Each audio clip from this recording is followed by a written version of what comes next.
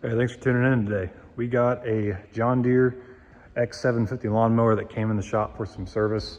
We got the doors open. It's a nice 45 degrees outside, a good change from the cold winter weather. Here's a lawnmower here, John Deere X750. I got the service manual printed out off of John Deere's website. I got all the important stuff like clean out areas, service intervals, lubrication chart, everything that I need to do this. I got the parts over there on the bench. So first things first, I'm gonna get the hood opened up on this and flip the camera around, and I'll show you guys how to do a full service on this John Deere X750 lawnmower. All right, first things first, gonna open the hood up, just pull up like that.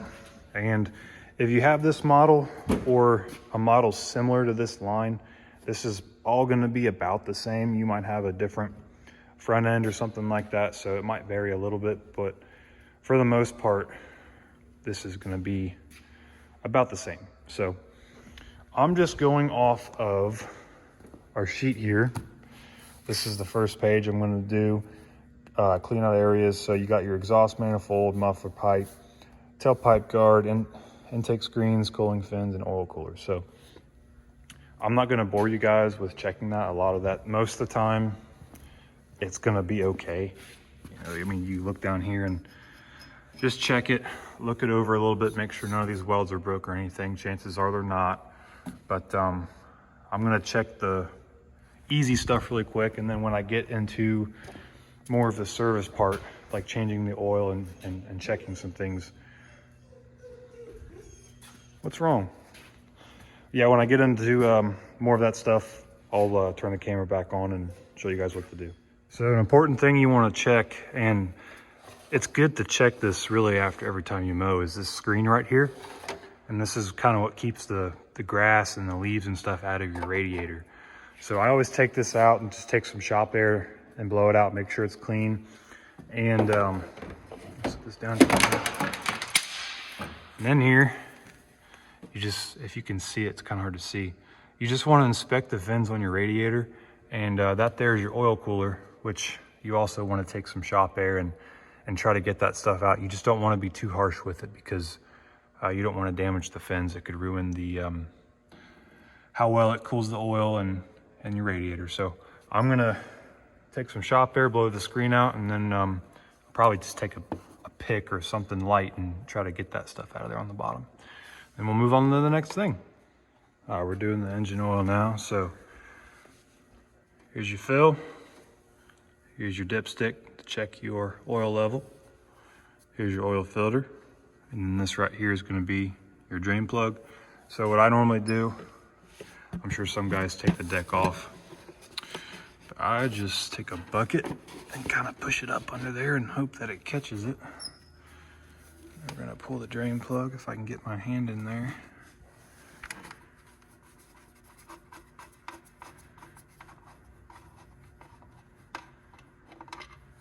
Just like that. We'll let that drain out. We'll let it sit. Sometimes it's better to drain your oil after the motor's been running and the oil's hot, and more of it will drain out, and it'll especially drain out quicker, but I mean, this will be okay. We'll let it sit. After that's done, we'll crack the oil filter, take it off, replace it, and then while we're waiting on that to drain, we'll kind of check a few other things. So our oil's just about done draining. While we're waiting on that to finish up, we're gonna check our coolant level here. Use my other hand, I'm left-handed. Pull this off. Looks good, it's full. And we're gonna check our tire pressure. Now I'm sure it's in the book, but I always look down here on the tire. It should be right about. Here's your rating.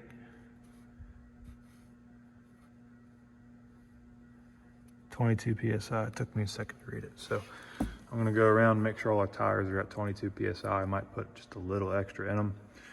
And then I'm gonna pull the oil filter off, spin the new one on, fill it back up with oil.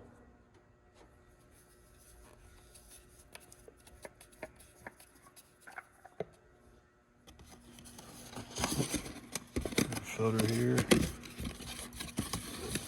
I always get, if I'm doing something John Deere, or really anything, I always get a filter from them. What you're gonna do, put a little bit of oil on the seal of your new filter. It's kind of hard to do with one hand here. Some people might give me shit for using old engine oil, but it's not gonna hurt it. It'll be okay. Just a little more here. Always check when you take your old filter off that the seal didn't come off and get stuck to the side of the block, because if that happens and you don't see it, your new filter isn't gonna seal up and you're gonna have a leaking filter. So just always check for that, save yourself a little bit of time. We'll spin the new one on here. I'll wipe it off and just get it hand tight. You don't wanna over torque it and you run into issues there, but I'm gonna fill it up with oil. I'll get you guys the exact amount. We'll just go from there. All right, I already got the oil in the motor. I went ahead and put my cap back on. It takes 3.1 quarts of oil. You wanna check your dipstick before you start the motor just to make sure that the oil's at an adequate level. I checked mine already, it's just a little above high. We're gonna jump on here. Start the mower, let it run for about 60 seconds.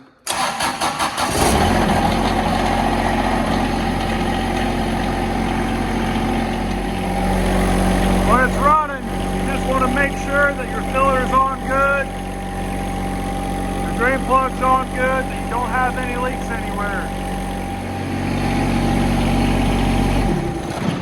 All right, it ran for about a minute. I went ahead and checked. I don't have any leaks, so I'm gonna let it sit, let the oil drain back down into the pan, and check the oil again, make sure it's at full or just a little above full. That's okay if it's a little full. And then we're gonna move on to the next step. Next up, you wanna check your fan belt tension. The way I do it, and the way the book says, is I just always take the belt between 2 points where I can get my hand in easily and just twist the belt. It should only really wanna twist. There's a spec for it, but I always just make sure it doesn't go any more than right there. It might be a little loose, but for me, it's okay. All right, now you're gonna wanna check your battery. On this mower, the battery's right down there in the front. Let's see if I can do this one hand.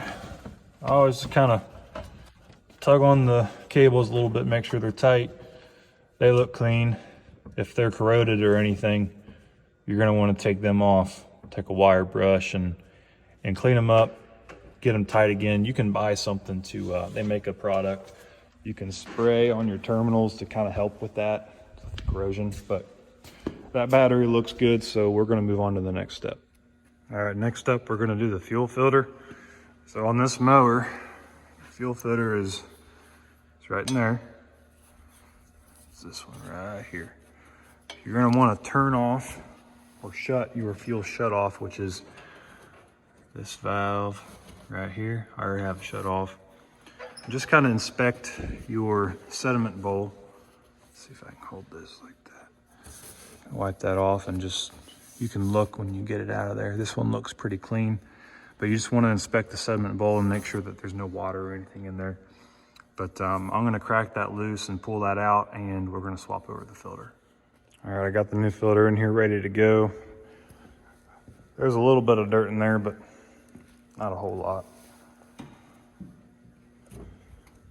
This might be kind of tricky. You got to get this hole lined up on the filter housing so it clicks in there just right. You'll hear it kind of click.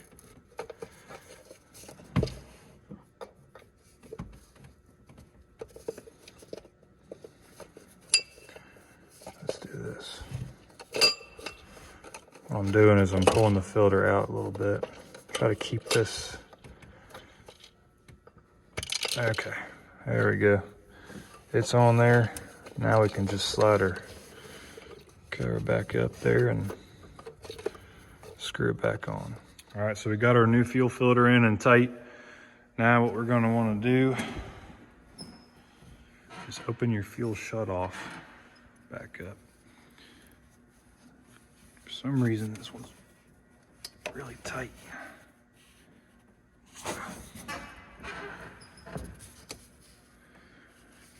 Once you get that open all the way, you don't want to start the motor. This here is going to be what is going to prime your filter. So you're going to want to pump this up until your filter is full. Then you can start the motor up and check and make sure you're not leaking any fuel anywhere. All right, so I got our fuel filter filled up. I just pumped that little bleeder until it filled up all the way. Go ahead and crank it over and see if we can get it to start on the first time.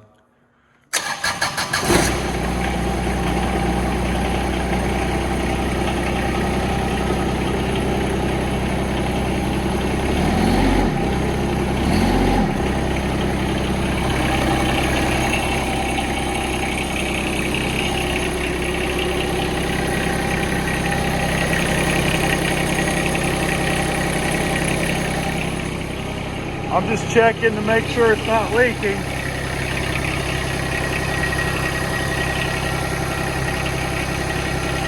Looks pretty good. All right, so I went ahead and greased a few things off camera here. Each wheel on your deck is gonna have a grease circle on the inside, so I did all 4 of those. These pins here for your steering, there's a grease circle there. Same as on the other side right here, I greased that. And then your pivot, right here, it's a grease circle right there, if you can see it. Grease that. And on the back side here, underneath the mower, the drive shaft that runs up underneath, there's a grease circle there, and I grease that. So we're gonna go ahead and move on to changing the hydraulic oil and the filter, which is right underneath the motor there. So the book said to check the torque on your wheels, which is supposed to be 65 foot-pounds. So before we do the hydraulic fluid, we're gonna go ahead and torque it real fast.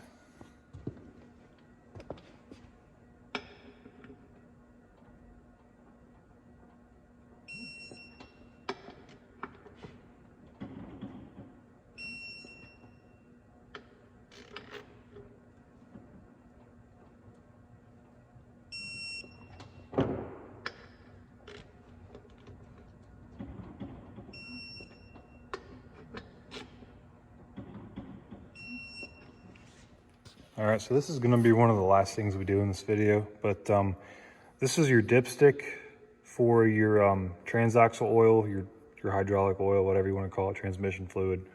You just slide your seat forward, it's under here. Make sure you clean this off.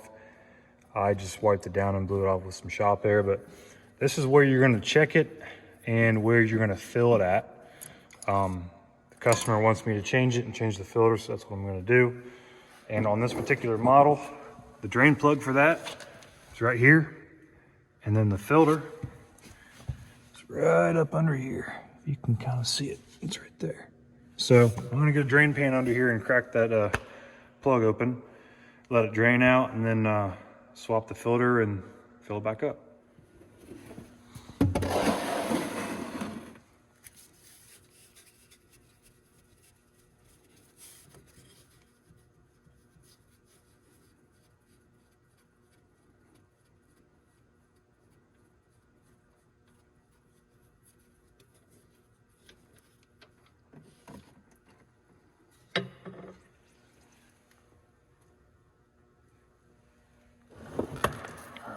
Spin the filter out here. I already broke it loose before I put the oil pan under there, so just to make it a little easier.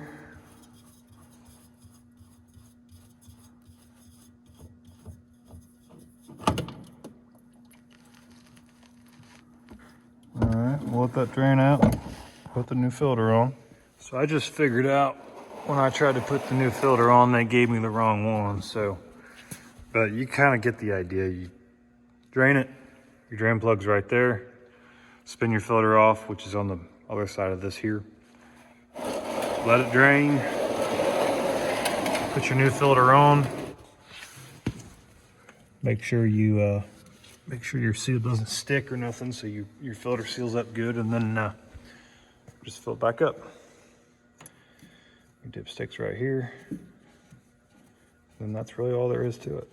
And just to finish up, guys, for your rear axle, here's the capacities. So if you got the 2-wheel steer with the filter, it's 8.1 quarts. And then if you got the 4-wheel steer with the filter, 6 quarts. And they recommend for you to use John Deere low viscosity high guard.